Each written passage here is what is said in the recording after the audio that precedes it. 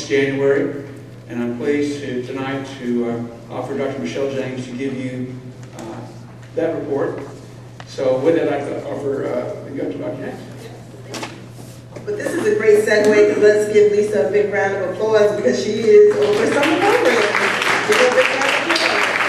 So yes, it is January and we have a proposal for summer school programs, and I'm happy. Yay, Carol! Good job.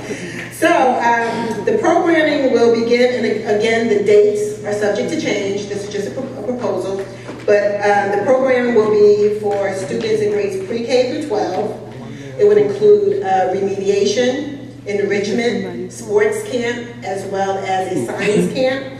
The dates, the projected dates for right now will be July 7th to August 1st. And then the 1-week sports camp will be from June 30th to July 3rd. And the science camp will be from August 4th to August 8th. Now, so if you look at it, so the programming will begin June 30th to basically August 8th. Again, pre-K through 12, it will serve students in grades pre-K through 12, credit recovery, remediation, enrichment, and also extended school year for our special ed students.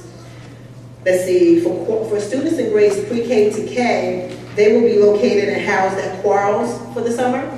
For students in grades 1 through 6, they will be housed at Greco. For students in grades 7 and 8, they will be housed at the middle school. And then the students in grades 9 through 12 for credit recovery or remediation, they will be housed at Dwight Morrow High School. The extended school year component will also follow the same format. So if you have a student in grade 2, they will attend the extended school year program at Greco. So depending on the child's grade, that's when they will attend the summer program. All programs will begin at 8 a.m. Now for the remediation component will go from 8 a.m. to 12. And then we'll have an afternoon enrichment component that will go until 3. And then we'll have an evening component that will end at 6. Food service, Pontonia will provide breakfast and lunch. It will be available. And the students will actually, the price for breakfast and lunch is according to each student's 2013-2014 lunch status. Again, this will be further discussed and vetted in academic affairs, and more information to follow. Thank you. Have a good night.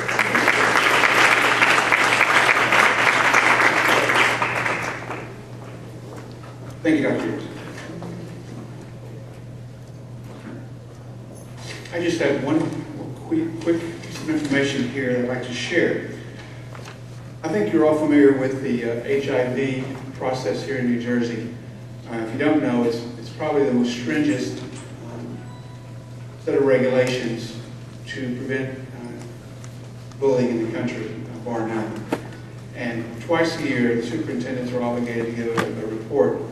So we're about there half a year to give you a report on how we're doing.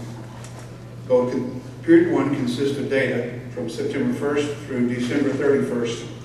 And so we're in the period 1 segment. Let me just tell you quickly what HIV is defined as. The offender substantially disrupted or interfered with orderly operation of school or rights of other students. Offender, new action when physically or emotionally caused harm to the victim or damage to the victim's property. Victim was in fear of physical or emotional harm or damage to personal property. Insulted or demeaned by a student or group of students. Created a hostile environment by severely or pervasively causing physical or emotional harm to the student. And some of our disciplinary actions, just so you know what our options are: suspicion of privileges, individual counseling, referral of therapy or treatment, restitution and restoration, group counseling and transfer. And we have other actions that can be taken: student conference, intervention, referral services, or parent conferences. So with that being said, I'd like to give you the first half of the year report. Reports of incidents, 41, and those goes into an investigative phase, and the actual HIV cases were identified to be 20. So 41 reports received, 20 confirmed as HIV.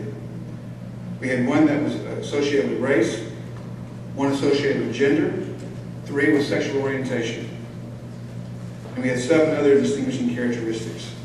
So with that, I'd just like to share the information with you. The Board of Education is aware of this information. Thank you. Thank you, Dr. Carlisle. There's one more item that you have in the superintendent's report, and that happens to be the 2014-15 budget update. I know that the VA could not be here this evening. I do happen to have available, Dr. Carlisle, her presentation. I don't know if you want to deliver it, if you would like Mr. Garrison to deliver. Mr. Garrison to deliver it? Oh, he's outside? Or I can deliver it? I'll let you deliver it. You like me to do that? Yes. Without PowerPoint. Do you want to do it here? Without a PowerPoint? There you go. Okay. So for the budget process, the goals that the VA established for this process, along with the superintendent, is to engage all district personnel in the process, to sustain the momentum from the 13-14 school year, and to build a multi-year plan. She intended for the time frame to look more like this. In October, she began asking the principals to keep notes on must-haves and wish lists. In November, for the district stakeholders, they were asked to draft budgets for 14 and 15 to be sent to the business office by the holiday break. And then in January, the building principals presented their budgets and their needs to the finance committee. The meetings continued with educational departments. February, a draft will be presented to the finance committee. Meetings will be conducted with district stakeholders to refine those wants and needs in order to build a balanced budget and to create a multi-year plan. And a March final budget will be presented to the public, for approval by the board, and then sent to the county. The district is moving. She reports that the district is moving to a more purposeful budgeting process that will start in the September-October time frame in the future, with continual reviews of all purchases and staffing needs to be sure they are in alignment with administrative goals. The multi-year budget plan will be the starting point of building future year budgets, and the process will start again in November of 2014. That is the report that was submitted by the VA. And that concludes the superintendent's report. We're going to move into the review of the consent agenda. There are agendas that were posted in the back of the room, as well as addendums. For the addendums, we have addendums 14P57 to 14P59. In the administrative section, we have our usual items to approve purchase services, to approve the PID report by the superintendent, student suspensions. We also have the first board reading of education policies, which will be on page 7. District enrollments. We have curriculum items that will include the adoption of curriculum, the Amistad curriculum, which is required. The adoption of the common grading scale for all elementary and high school programs, and the adoption of grades 6 through 8 science and social studies curriculum. And that by adopting the grades 6 through 8 science and grades 6 through 8 social studies curriculum, that will have our thank you, Common Core. We'll be 100% aligned with Common Core standards. Perfect, thank you. Finance approval of staff and board med travel, line items, transfers, bills list. We have a resolution implementing corrective actions. Those are the actions coming out of the audit opinion that was provided by our auditors. A revised purchasing manual as submitted by our EA, cooperative purchasing agreement with the National Joint Powers Alliance, which is self-explanatory. We also have the establishment of the election date, moving it from April to November. In personnel, we have personnel items, extra comp, salary adjustments, retirements, and resignations.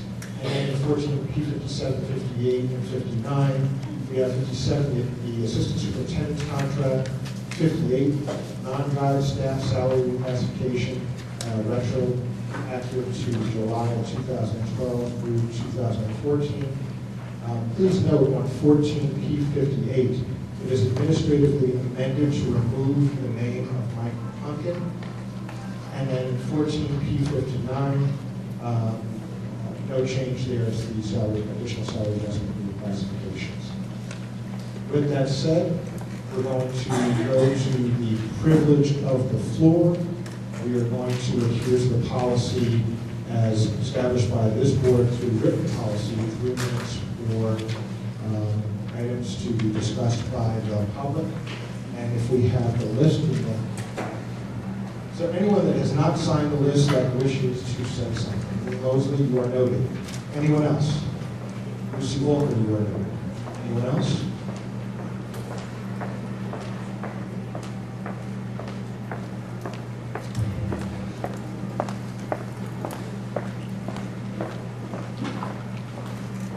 Before we move into the privilege of the floor, let me also offer one other note. At our last meeting, there was a policy that was introduced for consideration, and that is as it pertains to special ed. Please note that that policy has been referred to the CPAC, Special Education Parent Advisory Committee, for review, consideration, and input by the staff and the parents of that committee. So that is why it is not on the agenda tonight. So we will look for the CPAC to provide that input to the board and to give us their feedback so that it may be included before it appears on the agenda.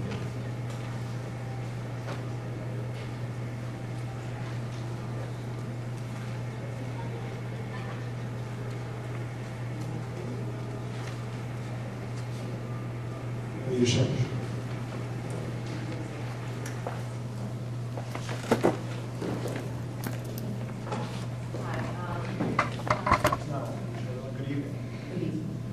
I'm making a statement on behalf of Michael Hellerberts, who's the Pride Committee Chairperson of the Englewood Teachers Association.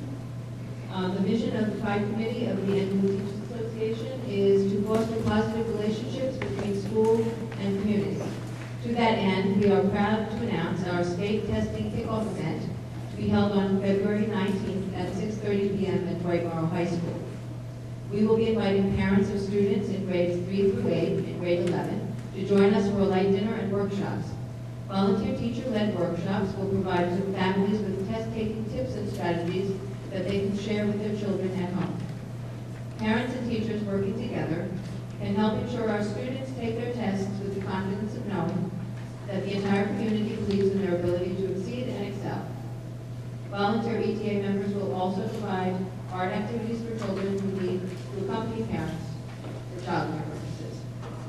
The Pride Committee hopes that this will be the first of many educational events we can sponsor in the community at no cost to the district, and board members are cordially invited to attend. I'd also just like to thank Laura Satterfield. We're getting a lot of administrative support for this, and we very much appreciate it. Thank you. Thank you very much.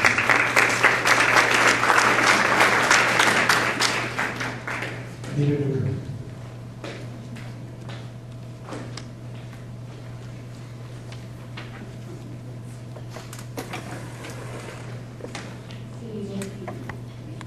Congratulations to our football team. Sorry for all that.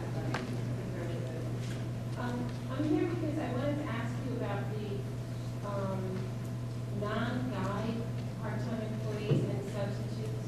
I see that some of the non-guided employees are here, but they're not all here.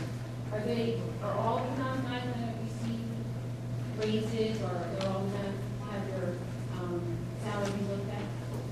Or just the ones here? I'll answer your questions. If you could just go forward with your story. Okay, and the second one I would say is, there's a very interesting article in our record, and I want to copy for everyone, and it talks about skill sets you might want to sharpen this year. And on it, they have a few things that you should do to sharpen, to be more accessible and to be more attractive to employers. And one of the items is foreign language. And the two languages that they are going to talk about is Spanish and also Chinese. And I just want to bring this to your attention because we really need to, and once again, I know it's like a broken record, but we need to improve and expand our dual language. This is an article for 2014 telling you that if you have this skill set, you can get a job. And it's about all types of translation. E-books now have to be translated to Spanish and Chinese. We need to move our Mandarin program so now it's going to be aligned with the Spanish. It can be a dual immersion, or it could be single, meaning one way. And we can also add more languages. This is a way to give our children the upper hand in a global marketplace, which I hear you always talk about. We talk about our football team and how they started at Pee Wee and then nurture them all the way up. We can do the same thing. We start in pre-K. If we can have our kids graduating with multiple languages, it will give them the upper hand in employment. So I'm asking again to please invest and look at expanding our dual language program, add more languages, and invest in our children. Because we only have one shot at this. It's an award-winning program, and it's one of the few programs that has been successful, tried and true, year after year after year. And here's a copy of the article.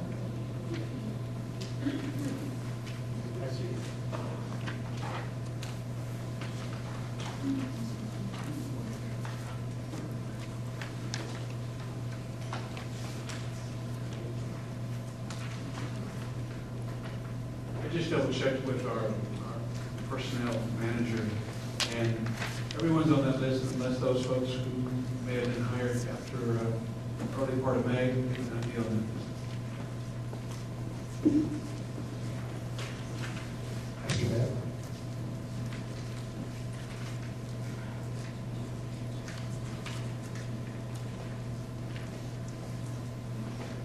Hello, Happy New Year. Happy New Year. Yay. Happy New Year. For a better one than last year, always a better one. Okay, so on that list, that non-guided list, our parent liaisons are not in here, and they have been in the district at least 4 years. This is the last time they got a raise. They don't receive money for gas. They work till 8 or 9 o'clock during the week. They work on weekends. They don't get overtime. They're not compensated. And they're not, again, on the list to receive a raise. There's something wrong with the $850,000 raise. You got a raise. Mike Hunkin got a raise in the truck. He gets gas money. And then, okay, so 14F69, Pritchard, we're renewing their contract. Maybe if you guys approve it, which you probably will. Two things. Why are we paying Wiener Lesniak for more counsel? We have them as general counsel. Now we're saying we're going to pay them $140 an hour outside of scope of general counsel. What is that about? That's number 2. Okay, and then on the same thing, 14F69, number 4. Pritchard, their secretary, clerical person, we're paying them, this is what it looks like, perhaps I'm wrong. If I'm wrong, correct me, $28 an hour. The secretaries that service our children, whose money this is that you're spending, don't make $28 an hour. They're not making $18 an hour. Some of them aren't making $15 an hour. So how is it that Mike Hunkin's secretary, because if we're outsourcing, then his secretary should be outsourced too, is making $28 an hour? What's up with that? Okay? Did the VA finally get control of the money that's coming into district from all these people that are renting? The synagogue is renting Quarles School. The church that's in here. There's another church that's at one of the other schools. We have all this money coming in from outside sources. Where is it? Where is the number? We haven't seen the number. I know that some of the board members have asked for the numbers, but they have not come across. When the auditor was here, he didn't know the number. What's the number? How much money is it? And where is it going? Because it's not reflected in the budget or anywhere else. Where's the money? We still don't have a librarian in this building or whatever the media specialist. Where's the money? Where's the money? And why are we paying Richard $28 and why are we need general counsel $140? If you follow the rules and the regulations set by the state for special ed, we won't have these problems. Okay, do what it is that you need to do in the first place, and we won't have to hire counsel because people are suing you because your kids are something bad happens. Okay. Good evening. Good evening. We'll get back to you with that exact number in a few days, and then Okay. you'll have that. Wait, which exact number? You're asking about the rental? The rental for the entire district? Entire All of the buildings? Weekends, We'll itemize that for you. including the field across the street? Oh. Yeah, including all the school property that is rented out, the high school. 6 days. The gym, the high school, the auditorium, everything. Where is that money, where is it going? Because it's going back to the general fund and it's gotta be dispersed somewhere, and I really love to know where it is. So Okay. regarding the library cards, that's a sensitive topic I've been working with the teachers union, because that's kind of a hybrid, if you think about it. The traditional librarian has a different type of credential. So I've been working with our teachers union on that issue. We currently do have 3 in the district, and I think I have said in this meeting before that I've been working to solve that problem. So we're still working on that. Okay, but it's already January. I understand that. So on the other items, I'll certainly respond. I have answers for questions from last board Oh, you meeting. do? Okay, great. And we'll get back to that. Okay. Oh, wait, when are you gonna get the answers? For last questions, I didn't mention them because I knew I would run out of time. But I have the list. That was good. Would you make sure I can copy that list that way we follow Which one? Both of the them? last meeting? Oh, sure. And then for this meeting, the non-guided parent liaisons are on the list. There are a couple of parent liaisons on the list. I don't know if this is a full population. Well, I don't have those names on the list for the public. Lawrence Evans and Maria Close. Yeah, there's only 2 of them, and they're not in here. They're not on the list. No, we don't have that, so I see. Yeah, I just entered this all in 30 minutes, and I checked my list at home. It's not online. It's not. No, it's not in this package. It's not there. Okay, thank you. I mean, I can only go by what you give me. That's what you give me. Everyone, us, the kids. And then as to the question of why are we paying for Leslie Act for additional, excuse me. That's the question of why are we paying for Leslie Act for additional counsel or general counsel. Our general counsel is Mark Leslie Act. Excuse me. Can you speak into the mic a little more? Yes. I have that very white voice going on, it's not working. Sorry. Working for someone. Thank you, Ellis. She's on here. I hope. Yeah. Mr. Tabakin is our general counsel. There are matters such as special education, regulated litigation, that requires special counsel, and those services have been performed by Weaver Leslie. It had been observed through the audit that the board had not approved those services, and in order to pay them, that should have been approved. So with that, we are getting approved now, and in addition, requesting that an RFP be done for those services, and so that's what's. Okay, so in other words, you've been paying them all of this time without the public knowing and without it being in the budget or without it being accounted for, basically. I wouldn't say that we've been paying them without public knowing because the bills list has had them listed as well. But certainly. So it wasn't approved? The bills list had been approved, but there was no contract that was approved. So the board had not approved contractually for special litigation with Weaver Leslie. So that we are putting that on the agenda tonight. It's a cleanup item, just as we have some other cleanup items for some other services that the board had not approved previously. So we really are trying to get something done. Okay, and Richard? The $28 an hour for the secretary of the federal. I mean, I don't know, the secretary's in here, y'all making $28 an hour. Secretaries were abolished. I'm just double checking, but I'm getting feedback from both sides of the table here that that is the overtime rate. Okay. Are our secretaries getting $28 an hour all the time? We have none. I mean, because if there is a secretary in district who's making $28 an hour, then they should all be making $28 an hour. Here's what And unless, if she's the secretary in district, she should be outsourced, right? Okay. But shouldn't that be an outsourced position? you. David Matthews.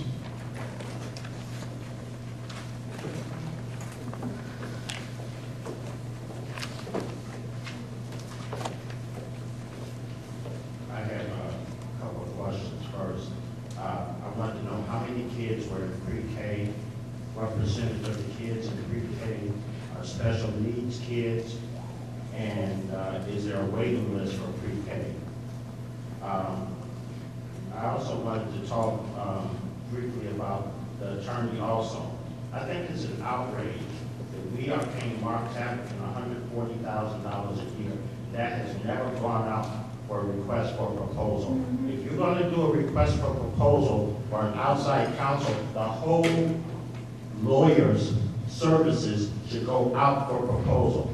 I think he's a partner in this firm, a politically connected firm with a very powerful, as I'm told, state senator, and we are paying him, and then we're paying his law firm also, and this has never gone out to bid.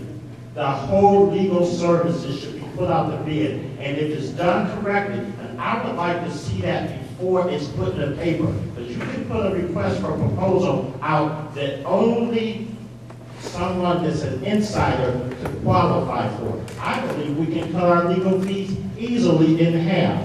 I don't know of any, when you had your retreat, I asked the consultant that was here from the New Jersey School Boards Association, who doesn't know me at all. I said, tell me how many other school districts have a counsel on staff and then they're paying the firm also, or just on staff. He said very few districts in the entire state. I said, what do you mean by very few? He said less than half a dozen that he knew of had an inside counsel on staff paying them that much money. It's ridiculous. And I think it stinks. Matter of fact, I think it's semi-corrupt because this has never been put out for a proposal. And when the regime that was in here for the last couple of years, I was always given nonsense, some stuff on a paper. And I think it's, I don't think it's ethical. And that's one thing we need to deal with. Let's put the entire legal services out for bid. And let the public see it before you put it out there. And let's try to really save some money.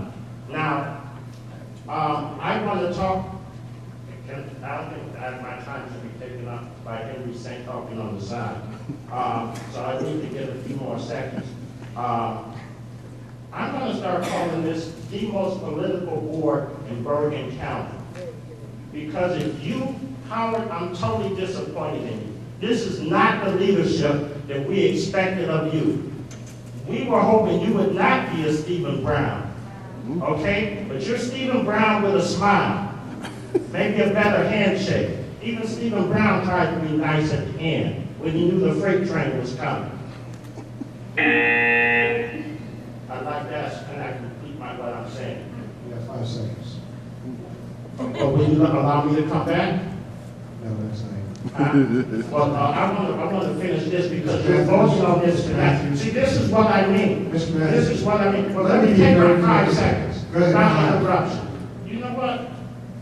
Yes. Everybody that votes affirmatively to change this date should be defeated. Thank you, Mr. Matthews. Have a good evening. Should be defeated. Laura Satterfield. Thank you, Mr. Matthews. Laura Satterfield. You know what? We are the ones that are paying the bills here, and you do this every time because you don't want to be Mr. criticized. Matthews, let me be Not want to be crystal clear, criticized. sir. You're not a Let me dictator. be crystal clear, sir. Thank you. You are done. You know what? I do know. Everybody that votes for this is done. Thank you, sir. Your days are numbered. Ms. Satterfield. That name is frozen.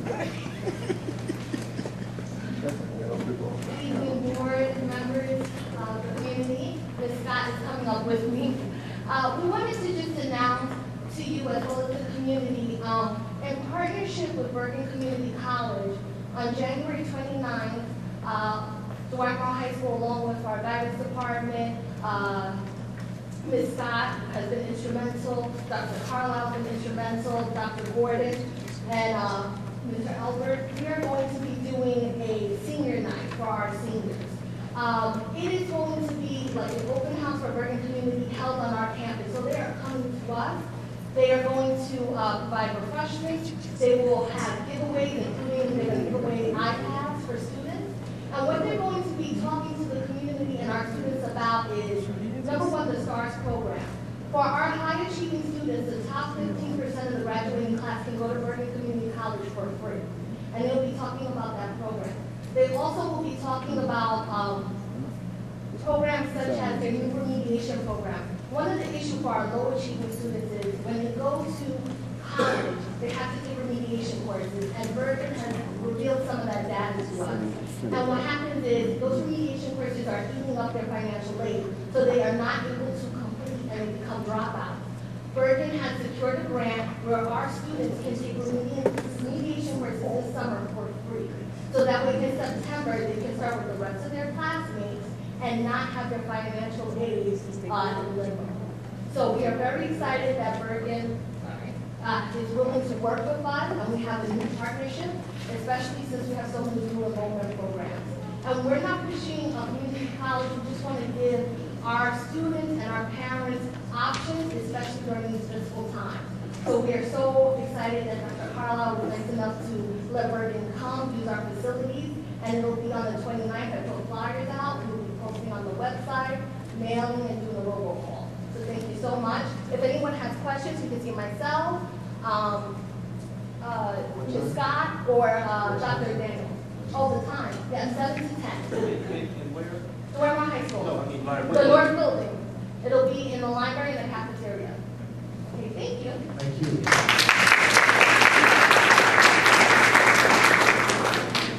David Hopkins.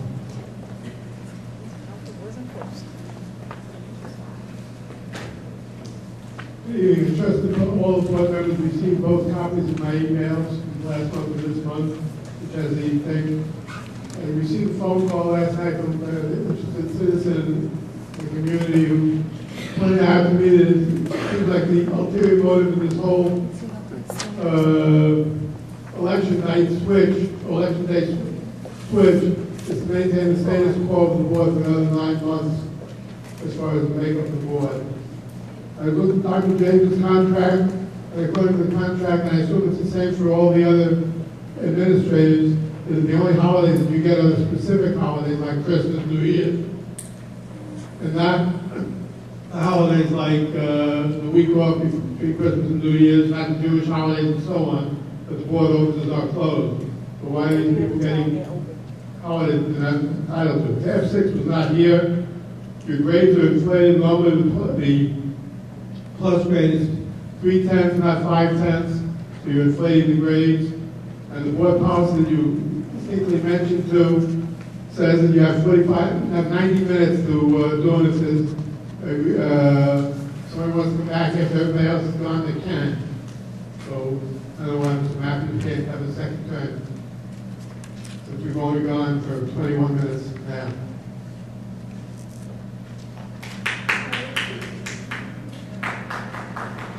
Thank you. Dr. Carlo, response? No. Jean Mosley.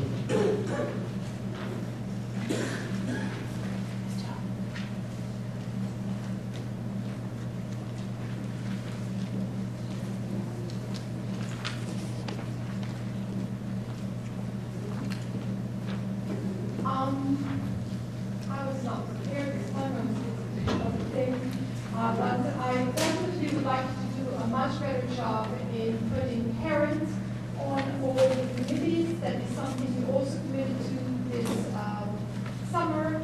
I remember that we were also promised to have parents on the committees in certain hiring positions, like the one that when it was for Ms. Reisenauer or for all the people that came in.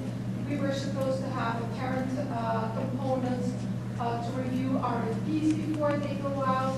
You were hoping to put parents on about every committee. So far, every month you keep pushing things through without parental input, without community input, and you have a community with incredible resources, incredible retirees and experts and professionals that have fabulous expertise in Manhattan corporations.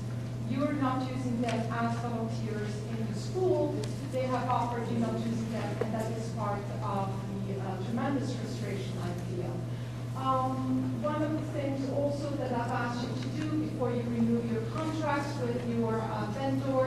is that you ask for annual drug tests. I see that you are now once again renewing Pritchard without it. And for the history that happened last year, I specifically asked you to make sure that it would be included in it.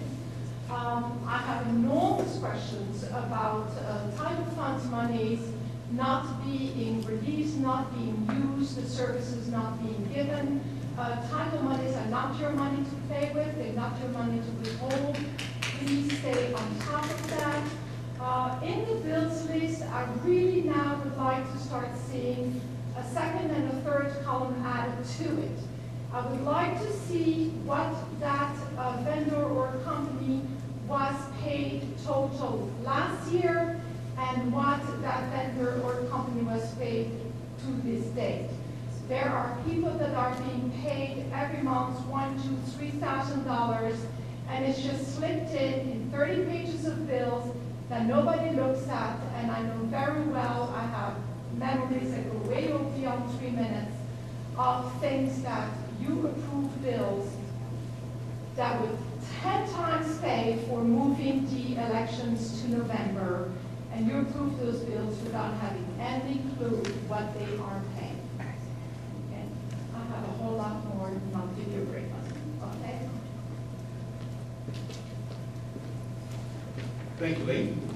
I want to remind you that our calendar committee, which you serve on as the parent liaison, will be meeting soon. We also, in the hiring of our middle school principals, I recall, we had a parent committee involved with that. But your point's well taken. I think we can certainly do more with our parent involvement, and we'll look to do that. As far as bills going through and not knowing,